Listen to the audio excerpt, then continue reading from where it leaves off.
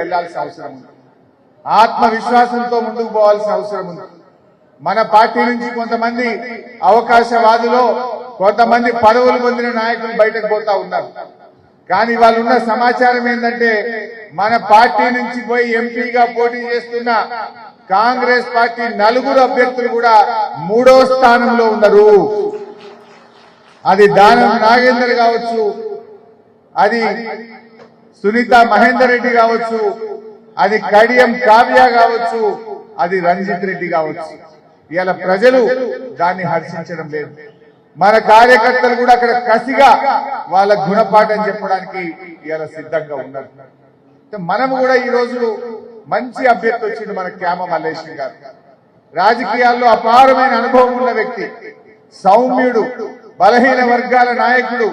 అటువంటి వ్యక్తిని ఇవాళ మనం పార్లమెంటుకు పంపించాల్సినటువంటి అవసరం ఉంది. మల్లేష్ గారు 10 ఏళ్లు ఉమ్మడి రంగారెడ్డి జిల్లా డిసిసి అధ్యక్షుడిగా పనిచేసిన అనుభవం ఉంది. మార్కెట్ కమిటీ చైర్మన్ గా పనిచేసిన అనుభవం ఉంది. మరి కురుమ యాదవ సంఘాల్లో రాష్ట్ర స్థాయి అధ్యక్షుడిగా వారు ఆ బలహీన వర్గాల సేవలో బాగా పనిచేసినటువంటి మంచి మనిషి మనకు అభ్యర్థిగా వచ్చినాడు.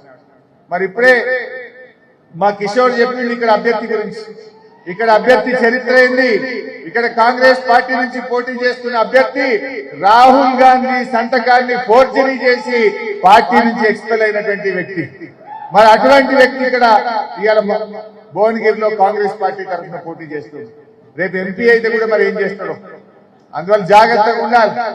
ఒక మంచి వైట్ పేపర్ లాంటి మంచి మనం మల్లేష్ గారిని మనం గెలిపించుకోవాల్సినటువంటి అవసరం ఉంది. ఎందుకంటే ఈరోజు కాంగ్రెస్ పార్టీ 100 రోజుల్లో 6 గ్యారెంటీలు అన్నారు. ఏ ఒక్క హామీ అయినా పూర్తిగా అమలు చేశారా అని నేను అడుగుతా ఉన్నాను. 100 రోజుల్లో హామీలు అమలు చేయకపోగా ఇవాళ గ్లోబల్ ప్రచారం చేస్తుంది. ఉత్తమ్ కుమార్ రెడ్డి అంటున్నాడు ఎలక్షన్ కోడ్ అడ్డం వచ్చిందట. 100 రోజులు మీకు పూర్తి సమయం దొరికింది. Election code ఎప్పుడొచ్చింది? మీ ప్రభుత్వానికి 100 రోజులు నిండిన తర్వాతే ఎలక్షన్ కోడ్ వచ్చింది తప్ప 100 రోజుల ముందు ఎలక్షన్ కోడ్ రాలే. అంటే మీ మాటల్లో నిజాయితీ లేదు. ఒకసారి ఆ వీడియో చూస్తే ఒక్కొక్కటిగా మనం చూసే అవకాశం ఉంది. పోయిందా బాబా వీడియో?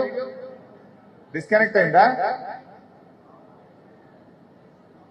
100 రోజులు నిండినాకనే ఆ ప్రభుత్వానికి ఇవాళ ఎలక్షన్ కోడ్ అనేది వచ్చింది. కానీ ఇవాళ ఈ ప్రభుత్వం ఏ ఒక్క హామీ కూడా అమలు చేయలే. వాళ్ళ 6 గ్యారెంటీల్లో మొట్టమొదటి హామీ మహిళలకు 2500 రూపాయలు ఇస్తామని చెప్పారు. ఎక్కడన్నా వచ్చినాయా 2500? మహిళలది బాబు, ఒకసారి మహిళలది 1960 రూపాయలు మహిళలది.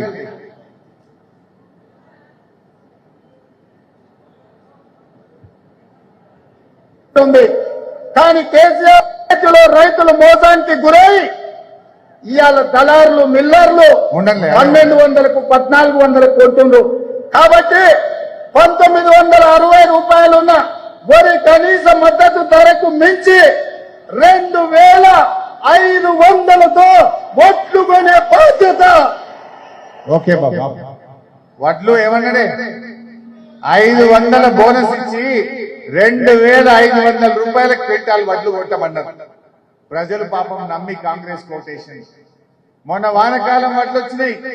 వానకాలం వడ్లకు మీరు వడ్లు అమ్ముకోకండి, మా ప్రభుత్వం డిసెంబర్ 9వ తేదీ వస్తుంది, రాగానే 500 బోనస్ ఇస్తామన్నారు. వానకాలం వడ్లకు ఇయ్యలే. ఇప్పుడు యాసంగి వడ్లు రేపో మాపో రాబోతున్నాయి. మనందరం గ్రామాల్లో కల్లాల దగ్గరికి పోదాం, గ్రామాల్లో రైతుల దగ్గరికి వెళ్దాం. కాంగ్రెస్ పార్టీ ఎన్నికల్లో 2500 క్వింటాల్ వడ్లు కొంటేనే ఓటు అడిగే హక్కు ఉంటుంది, లేకపోతే మీకు ఉండదు అనేటువంటి విషయం చెప్పాలి. రైతుల ముందు చర్చ పెట్టండి. బిడ్డ, నువ్వు ఆ రోజు కొంటానని చెప్పినావు, ఇప్పుడు 2500 వడ్లు కొండకనే కాంగ్రెస్ వాళ్ళు ఊళ్ళకు రావాలి, పార్లమెంట్ ఎన్నికల్లో ఓటు అడగాలని చెప్పాల్సినటువంటి అవసరం ఉంది. అదేవిధంగా నెక్స్ట్ మహిళలు రుణమాఫీ